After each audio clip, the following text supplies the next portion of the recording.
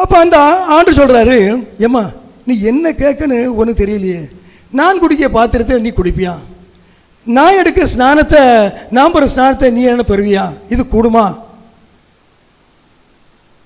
எனக்குள்ள காரியத்தை நீ செய்ய முடியுமா, எனக்கு கர்த்தர் தந்ததை நீ செய்ய முடியுமான்னு கேட்குறாரு.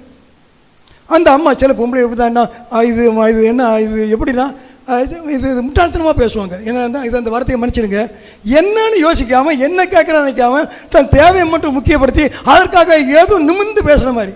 அந்த அம்மா சொல்கிறாங்க, உங்களை குடும்பம் அதற்கு அவர்கள் கூடும் என்றார்கள். கூடும், நீங்கள் செய்ய நாங்கள் செய்ய மாட்டோமா, ஏன் கூடாது, நீங்கள் மட்டும் தான் செய்யணுமா, நான் செய்வேன், நான் ஆண்டவர் நம்ப விசுவாசிக்கேன். அப்படி அதை தடித்தனமாக பேசுகிறாங்க, அதை யோசிக்காமல் சித்தியாக பேசுகிறாங்க. அப்போ பார்த்தாரு, இது இந்த அம்மாட்ட விளக்கம் சொன்னால் பிரயோஜனம் இல்லை, இந்த அம்மாவுக்கு சொன்னால் விளங்காது, சொல்லி பிரயோஜனம் கிடையாது, புரிஞ்சிக்க மாட்டாங்க, அதை புரிய பிரயாசப்பட மாட்டாங்க, சொல்கிறத கேட்கவும் மாட்டாங்க அப்படின்னு தீர்மானிச்சு சொல்கிறாரு. என் பாத்திரத்தில் நீங்கள் குடிப்பீங்கம்மா, நான் தெரியாமல் சொல்லிட்டேன், நீங்கள் குடிப்பீங்க, நான் பெற ஸ்நானத்தை நீங்கள் பெறுவீங்க. ஆமாம், அவர் ஒத்துக்கிட்டாரு, தான் எஸ்கேப் ஆகிட்டாரு. நீங்கள் குடிப்பீங்க, நான் பெற ஸ்நானத்தை பெறுவீங்க, ஆனாலும் எனக்கு வலது பக்கம் இடது பக்கம் இருக்கிறது யாருன்னு நான் தீர்மானிக்க முடியாதம்மா, அது அவர் தான் தீர்மானிப்பார். அல்லேலூயா, அல்லேலூயா. ஆமாம், அம்மா கேட்டுட்டு போயிட்டாங்க.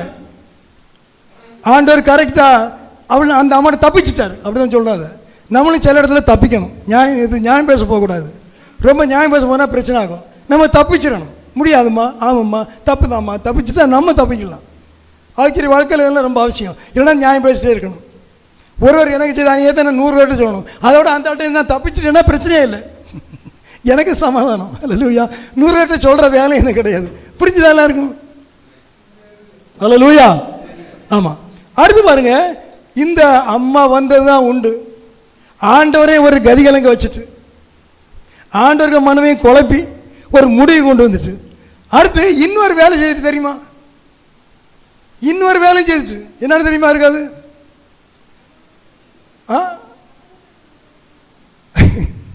கேளுங்க, மற்ற 10 பேருக்கு உள்ளதுலேயே உடனே சாத்தான் லவக்குன்னு உள்ள வந்துட்டான். இவன் மட்டும் என்ன இதை கேட்குறா, அவளுக்கு பிள்ளைகள் 2 பேர் அங்கே போய் நம்மளாம் எங்கே போகிறது, சட்டி எடுத்துட்டா போகிறது. அந்த 2 பேர்லையும் எரிச்சல். ஒரு அம்மா பண்ணின வேலையை பற்றியலாம், இடத்தில் வருகிறதே நான் புறம்பே தள்ளேன், எதுக்கு வர அந்த அம்மா, நம்ம எதுக்கு போகிறோம். அல்லேலூயா. ஆமாம், நம்ம போகிறத பற்றி கொஞ்சம் ஜாக்கிரதையாக தான் போகணும், நிதானித்து யோசித்து தான் போகணும். ரைட். அது இது அந்த சம்பவம் முடிஞ்சா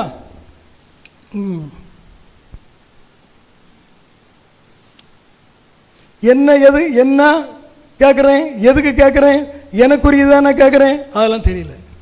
நான் எதை கேட்டாலும் அவருடைய சித்தப்படி கேட்கணும்னு ஒரு வசனம் இருக்குது தெரியுமா. நம்ம எதை கேட்டாலும் தருவேன்னு சொல்லியிருக்காரு. எதை கேட்டாலும் அவருடைய சித்தப்படி கேட்கணும். எனக்கு சாப்பிட ஆண்டவரே இன்னைக்கு பிரியாணி தாங்கன்னு நான் கேட்கலாம். பிரியாணி இப்போ பெரிய உணவுன்னு சொல்லலை, ஜென்ரலாக சொல்கிறேன். எனக்கு பிரியாணி தாங்க ஆண்டவரே கேட்கக்கூடாதா, கேட்கலாம். ஆண்டவர் நான் இன்னாருக்கு இந்த அரண்மனையில் இன்னார் கூட வந்து பிரியாணி சாப்பிடணும்னு கேட்கக்கூடாது. ஏன்னா அதில் வைக்க வேண்டிய இடம் வருது, சாப்பாடு வருது. எனக்கு சாப்பாடு கேட்கலாம், அது கூட இன்னும் அதெல்லாம் தேவையில்லாமல் சேர்த்து கேட்கக்கூடாது, நிதானமாக கேட்கணும். ரைட். அடுத்து பாருங்க, மார்க்கு 10 அதிகாரம் எடுங்க.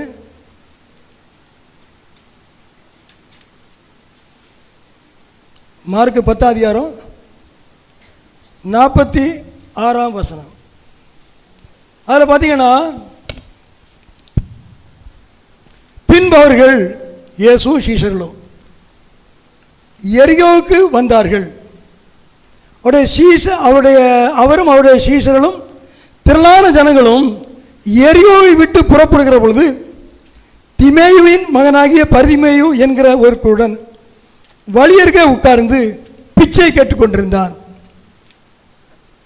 இவன் இயேசுகிட்ட இவன் தேடி போகல, இன்னும் போக முடியாது குருடன், அவன் பிச்சை கேட்டுட்டு இருந்தவன்.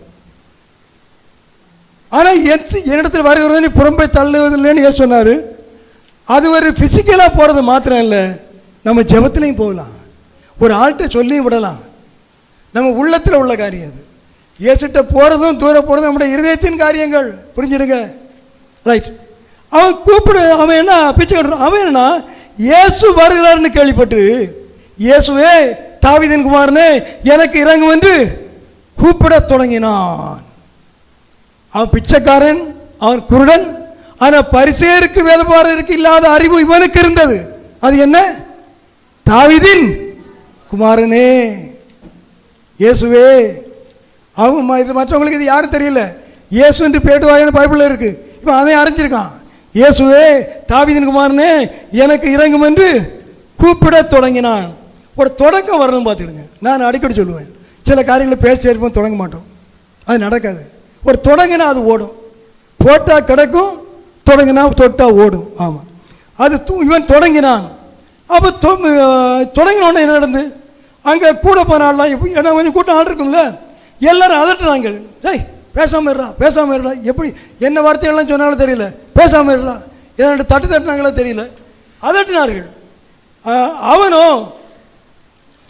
தாவீதின் குமாரனை எனக்கு இறங்கும் என்று முன்னிலும் அதிகமாய் கூப்பிட்டான். ஹல்லேலூயா. போன வாரம் ஜோன் பிரதர் அது கொஞ்சம் அது ஏற்றபடி வரல போல் இருக்கு. நான் அதனால் ஜோன் விட்டுட்டேன். கருத்து எப்படி ஆனாலும் செய்யிட்டு.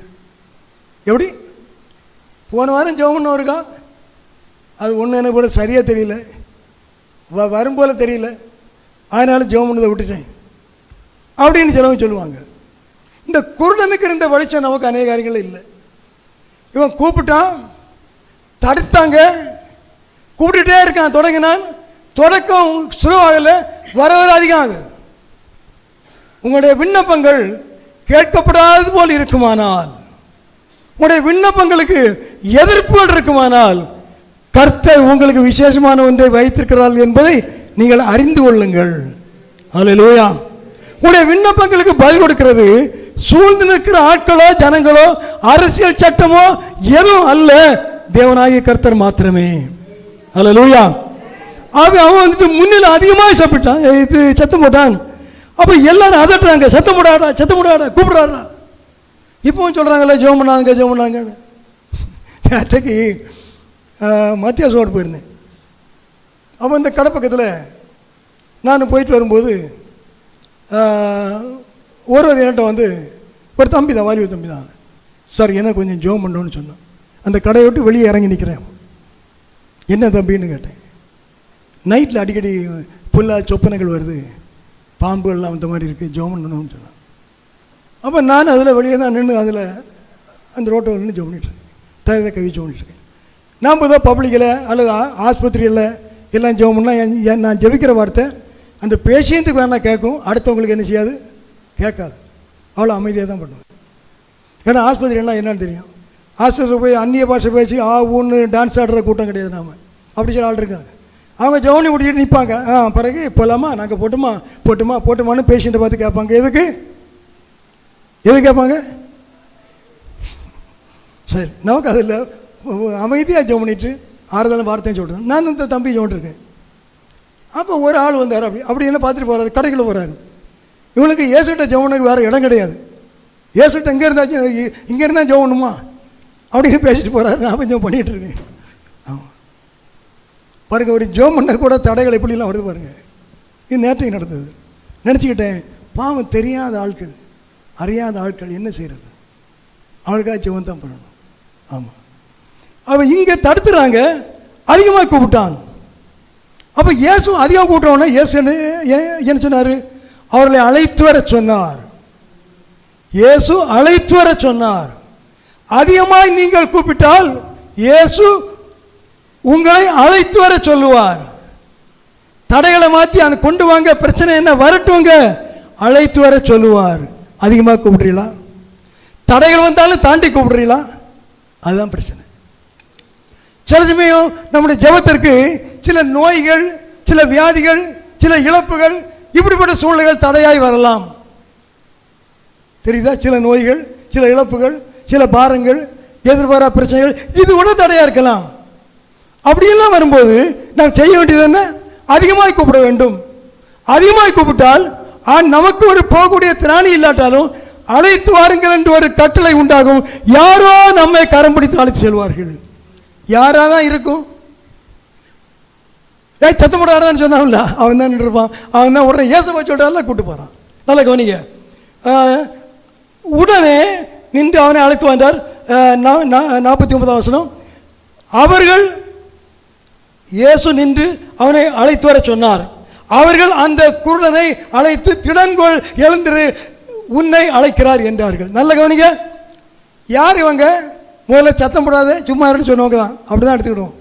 அடுத்து அவர்கள் சூழ்ந்து ஏன் சத்தம் போடான்னு சொன்னாங்கல்ல, இயேசு கூட்டுற சொன்னோன்னே அவர்கள் இப்போ சொல்கிறாங்க, அவனை அழைத்து வா, நீ திடன்கொள், எழுந்திரு, அவர் உன்னை அழைக்கிறார். ஒரு நேரம் நமக்கு எதிராக இருப்பாங்க, மறுநேரம் அவங்கள கர்த்தர் எப்படி ஆக்குவார்? சாதகமாய் மாற்றுவார். அல்லேலூயா. ஆமாம், புரிஞ்சுங்களா? அதான் அவர்கள் அந்த குருடனை அழைத்து திடன்கொள், எழுந்திரு, உன்னை அழைக்கிறார் என்றார்கள். முதல்ல அதட்டினாருங்க. இயேசுக்கு ஒரு வார்த்தை பிறந்தோன்னே சூழ்நிலை மாறுது. உங்கள் வாழ்க்கையில் பல சூழ்நிலை வித்தியாசமாக இருக்கலாம். ஆனால் இயேசுடைய ஒரு வார்த்தை அங்கே வெளிப்பட வேண்டும். வெளிப்பட்டு என்றால் எதெல்லாம் உங்களுக்கு எது சூழ்நிலை இருந்தோ அதே காரியங்கள் உங்களுக்கு சாதகமாக மாறியே தீரும். அல்லேலூயா. எதிர்ப்புகளை சாதகமாக மாற்றியது நம்ம ஆண்டவருங்க. அது நம்ம போக வேண்டிய பாதை உண்டு. நம்ம எதிரிக்கு நேரம் போனால் அவர் எதிரியை சாதகமாக மாற்ற மாட்டார். கவனம் கவனம் கவனம். எனக்கு ஒரு எதிரி இருக்கான். எதிரின்னா பல விதத்தில் வச்சிருங்க. அவனுக்கு நேரே நான் போயிட்டு இருந்தேன்னா ஆண்டவர் அந்த எதிரியை சாதகமாக மாற்றவே மாட்டார். அப்போ ஒரு எதிரி இருந்தால் நம்ம என்ன செய்யணும்? நான் என்ன செய்யணும்? என்னை ஒரு எடுத்துக்கொண்டே இருக்கிறார். நான் பாருங்க பாருங்க பிரதர் இப்படி, பாருங்க பிரதர் இப்படி, சிஸ்டர் பாருங்க, பிரதர் பாருங்க சொல்லலாம், ஜெபத்துக்கு சொல்லலாம். ஆனால் என்னுடைய முகம் இவ்வளோ ஜனங்களுக்கு நேரம் அல்ல, என் முகம் எதிரி நேராக அல்ல, என் முகம் இயேசுக்கு நேராக இருக்க வேண்டும். அல்லேலூயா. உங்களை எதிர்க்கிறவர்கள் வரும்போது உங்கள் முகம் இயேசுக்கு நேராக திரும்பட்டும். அப்பொழுது அவர் உங்களை அழைத்து வர சொல்வார். அவர் வார்த்தை பிறந்தவுடனே உங்களுடைய எதிரிகள் எல்லாம் உங்களுக்கு ஆதரவாளர்களாய் மாறிவிடுவார்கள். அதுதான் அந்த இடம். உங்கள் முகம் எல்லாம் யார்கிட்ட எதிரிகளை குறித்து பேசிகிட்டு இருக்கா? உங்களை ஏசினாங்களே அவங்கள குறித்து தான் திருப்பி எல்லாத்தையும் பேசிட்டு இருக்கீங்களா? உங்களை சரியில்லைன்னு சொன்னாங்கல்ல அவங்கள குறித்து தான் எல்லாத்தையும் பேசிட்டு இருக்கீங்களா? இல்லை உங்களை ரொம்ப நல்லா புகழ்ந்து பேசினாங்கல்ல அவங்கள குறித்து பேசுகிறீங்களா? உங்களுக்கு எதிரியை குறித்து கூட நாம் இது பரவாயில்ல முடலாம். புகழ்ந்து பேசுகிறவங்களை குறித்து ஜாக்கிரதையாக இருங்க. அல்லேலூயா. ஆமாம், எதிர்ப்புகளை மாற்றுகிறவர். அப்போ இந்த குருடன் போக முடியலை, இடத்தில் வருகிறவனே புறம்பத்தில் அவன் இருதயத்தில் போயிட்டான். ஏசப்பாட்ட நான் போகணும், எனக்கு சுகம் வேணும், ஆனால் வழி இல்லை. உனக்கு வழியே இல்லாவிட்டாலும் இயேசுவண்டை நெருங்க, அங்கே எந்த ஏதோ இல்லாவிட்டாலும் உன் இருதயத்தில் இடம் இருந்தால் இயேசுவனை அழைத்து வர சொல்வார். உன்னை சுமந்து செல்வார்கள் இயேசுவண்டை. இடத்தில் வருகிறவனை நான் புறம்பே தள்ளுவதில்லை. குருடனாக இருந்தாலும் சரி, யாதோ இல்லாட்டம் இருந்து சரி, பிச்சைக்காரனாக இருந்தாலும் சரி. அல்லேலூயா. உனக்கெதிரான ஆயுதங்கள் வாய்க்காதே போகும். உனக்கெதிரான ஆயுதங்கள் வாய்க்காதே போகும். இருக்கின்ற ஆமென் தொடர்ந்து போராடு. இருக்கின்ற பலத்தோடு தொடர்ந்து போராடு. என் கிருபை உனக்கு போதும். பலவீனத்தில் என் பலமோ பூரணமாய் விளங்கும். பலவீனத்தில் என் பலமோ பூரணமாய் விளங்கும். எல்லா வகையிலும் நறுக்கப்பட்டும் ஒடுங்கி போவதில்லை. எல்லா வகையிலும் அவன் ஒடுங்கி போவதில்லை. மனம் முறிவதில்லை.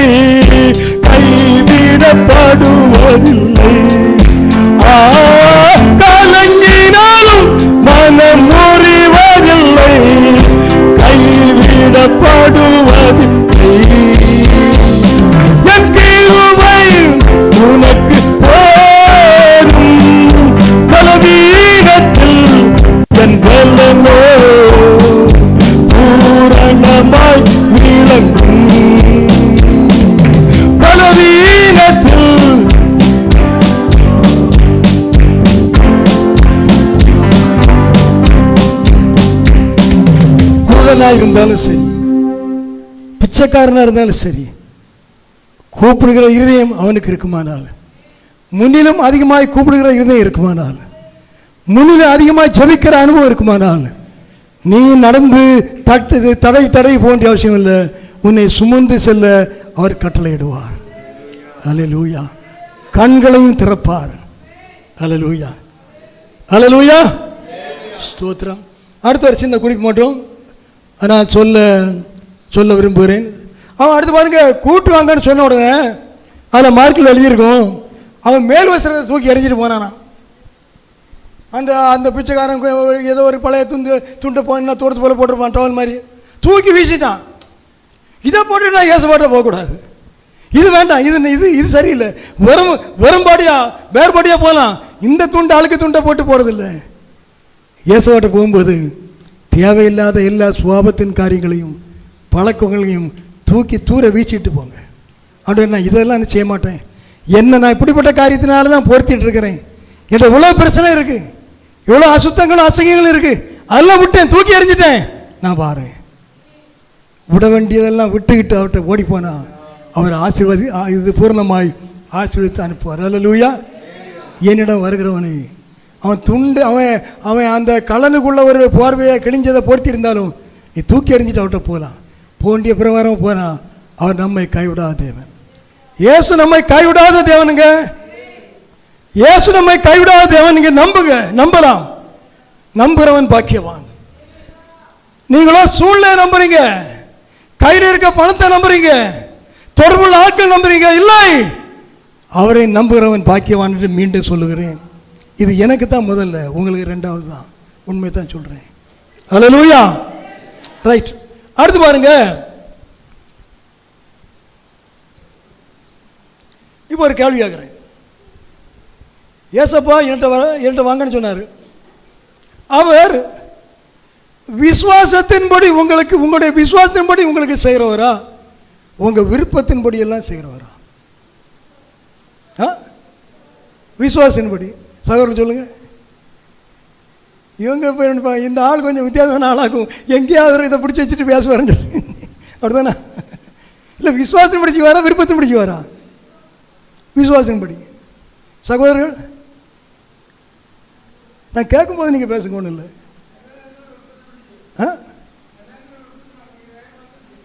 எப்படி அவர் அங்கிட்டு கிட்ட இல்லாமல் விருப்பப்பட்டு கேட்டால் நல்லதாக இருந்தால் செய்வார்னு. அண்ணே, அது வசனம். தமக்கு பயந்தவர்களுக்கு அப்படி விருப்பத்தை செய்கிறான்னு சொல்கிறோம், சரிதான். ஆனால் பொதுவாக என்னென்னா கேட்டால் நீங்கள் சொன்ன மாதிரி தான், நம்ம விசுவாசத்தின்படி செய்வார், அப்படி தான் விசுவாசிக்கிறத செய்வார், விசுவாசிக்கிறத பெற்றுக்கொள்வோம். ஆனால் ஒரு அம்மாட்ட சொன்னார், அம்மா உன் விருப்பத்தின்படியே ஆகட்டுமா. இயேசுவை தேடி வந்த ஒரு அம்மாட்ட, உன் விருப்பத்தின்படியே ஆகட்டுமா, இந்த விஷயமோ எந்த விஷயமோ ஆண்டவர் சொல்கிறான்னு சொல்லிடுவோம், உன் விருப்பத்தின்படியே ஆக்கிடுவது. யார்ட்டான்னு தெரியுமா? கானானிய ஸ்ரீ, சிரோபேனிக்கே ஸ்ரீ. ஆண்டவரே, என் மகளுக்கு பிசாசுபடி ரொம்ப கஷ்டப்படுறாப்பா அப்படின்னு வந்தார். ஏசப்பாட்ட வந்த யாரையாவது அவர் இந்த வெட்கப்படுத்தி இருக்காரா? இல்லை. துக்கப்படுத்தி இருக்காரா? இல்லை. ஆனால் இந்த அம்மாட்ட அவர் என்ன பேசினார்னு சொல்லுமா, கொஞ்ச நேரம் பதில் சொல்லலை. அவர் கூப்பிடுறத கேட்டோம், குருடனா தான் கூப்பிடுவான்னு சொன்னார். இவன் சத்தம் போட்டே பின்னால் போயிட்டே இருக்கான். அவர் கவனிக்கவே இல்லை. கவனிக்கலன்னு சொல்லலை, கவனிக்காத மாதிரி பதிலே பேசலை, கவனிக்காத மாதிரி இருக்காரு, கவனிக்கலை. சீசர் சொல்கிறாங்க, ஏசப்பா அந்த அம்மா பாவம் சத்தம் போட்டே பின்னால் வந்துட்டே இருக்காங்களே, நீங்கள் ஒன்று கூப்பிட்டு என்னன்னு கேட்டு இது பண்ணக்கூடாதா? அதுக்கும் அவர் பதில் சொல்லலை, அவர் சத்தம் இல்லாமல் வந்துட்டார். அடுத்து சிபாரிசு இவங்க சீசமா சொல்கிறாங்க, அதுக்கும் ஒன்றும் பதில் காணலை. மற்ற 15:25 பார்த்தீங்கன்னா, அவர் அவளை பணிந்து கொண்டாள். மற்ற 15:25 அவள் இயேசுவுடன் வந்து அவரை பணிந்து கொண்டாள். அடுத்து இதை மார்க்கில் நினைக்கிறேன், மார்க்கு 7:25 பார்த்தீங்கன்னா, மார்க்கு 7:25 அவர் பாதத்தில் விழுந்தாள். இல்லையா? இது பணிந்துள்ளது சரிதான், தப்பு இல்லை. பணிந்துள்ளது இவன் பணிந்துள்ள விதம் என்ன? பாதத்தில் விழுந்துட்டான், ஒன்றும் சொல்லலை. வந்தால் அவர் பாதத்தில் அவருக்கு முகம் பதிஞ்சிருக்கு. எப்படி இருக்கும் பார்த்தீங்களா? அப்போ எவ்வளவு பாரத்தோடு வந்திருப்பான்.